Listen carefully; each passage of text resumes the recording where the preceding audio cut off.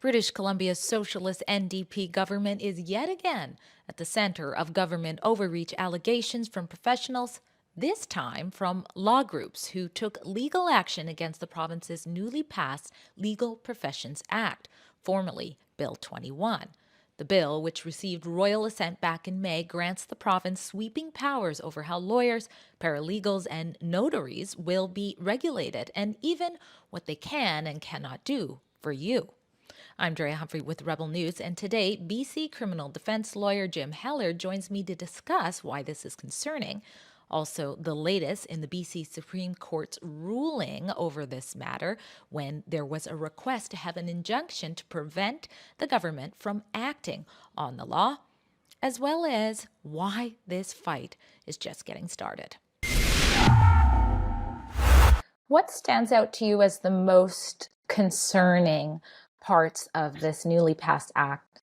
Well, there's a lot about it. I mean, in the broadest strokes, it seems to be part of a program that this NDP government uh, feels compelled to implement wherever they can to they've attacked the independence of various professional organizations, as I understand it. I think that this is part of a pattern that incorporates what they've done with teachers, with some of the health professionals, and now with the law. And the idea is that they're trying to fold the uh, the law society, the independence of a profession that's been independent for good reason too. Lots of, I mean, historical great reasons going back to I would imagine, I guess, to the Magna Carta. Really, that's not an exaggeration. They're trying to undermine that and fold the legal profession into being essentially another government ministry. Um, we might as well eventually be talking about the Ministry of Children, Family, Public Highways, and Lawyers for all it matters. And so what concerns me about that? Lots. There's so many, forget about the unspoken intended consequences. I think there's so many unintended consequences that nobody has thought out. This is a radical gesture. It's a radical power move by the government.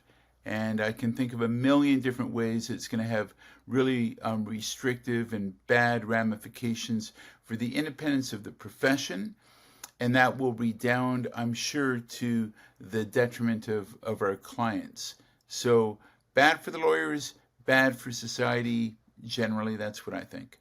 Heller's concerns are consistent with those raised by other lawyers I've been in discussions with, as well as by the Conservative Party of British Columbia and BC United Party, who have both formally come out against it. The new law is so opposed that the Law Society of British Columbia, which lawyers currently use to self govern, the nonprofit Trial Lawyers Association of BC, which has over 1,600 legal professionals as members, and Vancouver based criminal defense lawyer Kevin Westall promptly pushed back. The collective group of trial lawyers filed for an injunction to try and prevent the province from implementing some of the new provisions under the Legal Professions Act until their next step, a notice of civil claim, could be heard by the Supreme Court. Among other things, the lawyers submitted that the act is unconstitutional, it undermines legal independence, it violates the people's rights to obtain effective counsel without state interference, and could lead to the unreasonable search and seizures of lawyers' premises. Wouldn't that be convenient for future lawsuits the state would like to have disappear?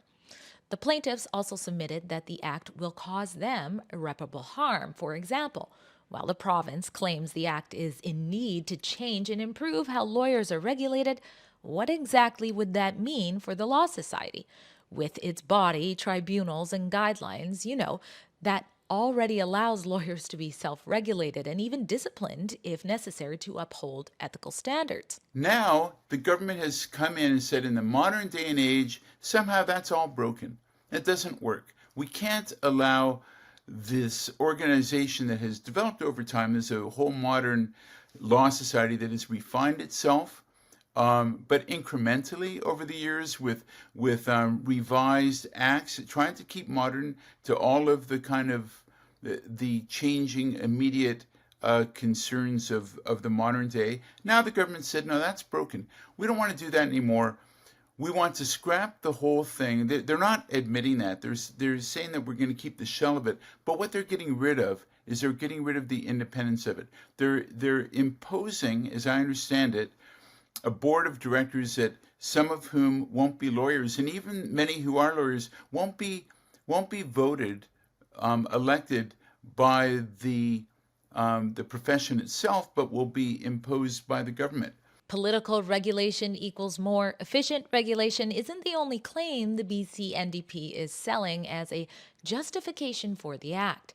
BC's Attorney General Nikki Sharma claims the bill will improve access to legal services for British Columbians and Indigenous people, which last I checked were also British Columbians. In a statement regarding the legislation, Sharma said, "When you need legal assistance, you shouldn't have to choose between straining your finances or navigating a complicated legal matter on your own. We're giving more people more options and helping level the playing field for people trying to resolve their legal issues." Sounds great, as long as it's true. But not everyone is buying that narrative, including Vancouver lawyer Kyla Lee. That's also not true. There are lots of lawyers in British Columbia. There's over 10,000 lawyers in British Columbia. Not all of them will charge you $6,000 to defend you on a simple Residential Tenancy Act matter. Not all lawyers in British Columbia are expensive. There are all sorts of free legal services, low bono legal services, low cost legal services, medium price legal services, and the very, very expensive lawyers if that's what you want. You have lots of options. There's lots of competition in the marketplace, and there's lots of different places that you can go. So this is also not a real problem. But the government is trying to convince you that it is a problem. The government is trying to persuade you that access to legal services is a problem because they don't want you to have access to legal services. There's a very famous Shakespearean quote that says, "First, let's kill all the lawyers." And that quote is said in the context of a government that wants to get away with bad things. And the best way to do that is kill all the lawyers, the people who fight the government. Heller also has his reservations regarding the promise to increase of access that the NDP's Nikki Sharma is making. And she's saying that this is great. This is kind of opening up new access to justice. This is a catchphrase that's driven the act. I don't really know how it's going to do that.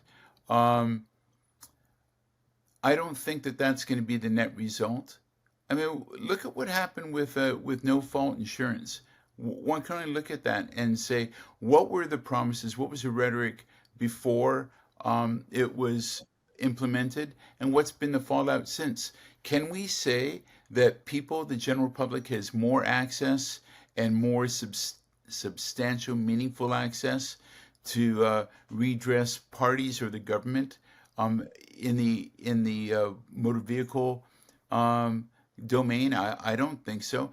If the NDP's Bill 21 radical power move, as Heller likes to call it, sounds all too familiar to you, that's because it is. In addition to BC's ICBC no-fault insurance nightmare, the new act bears an uncanny resemblance to the NDP's highly contested Bill 36, which after receiving royal assent is now called the Health Professions and Occupations Act.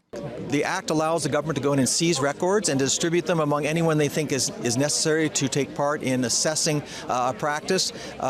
They're able to close doctors' doors, lock them out of their practice immediately on having an anonymous complaint. I'm concerned about the Health Act because I unfortunately can see very clear parallels from my previous life in the Soviet Union, and where we were afraid to ask questions, and we were not allowed to have any debate, and we pretty much had no freedom to advocate for ourselves or our patients. Now, despite an apparent pattern of the NDP's increasingly authoritative hands gripping around the necks of professions, Justice Groper, who presided over the trial lawyer's case, dismissed the request for an injunctive relief regarding the act. A notably important and ambitious request, considering it's very rare for such legislation to be suspended. In her reasons for judgment, Groper found that the plaintiffs did not establish that irreparable harm will result or that the balance on convenience supports the granting of an injunction. Groper dismissed the application for an injunction without prejudice to the plaintiffs, leaving the window open for them to reapply if there is a material change in circumstances and it becomes realistic that the lieutenant governor and council may bring the substantive provisions of the law into force in the near future.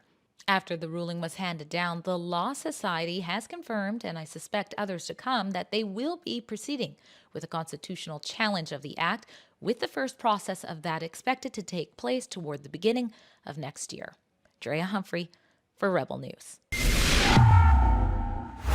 At Rebel News, we don't back down from bringing you the other side of the story, and that often includes shedding light on measures of government overreach just like this. If you appreciate our independent journalism that doesn't take a cent from the federal government, like 90% of Canada's news, consider signing up to access our exclusive content, including documentaries, at rebelnewsplus.com.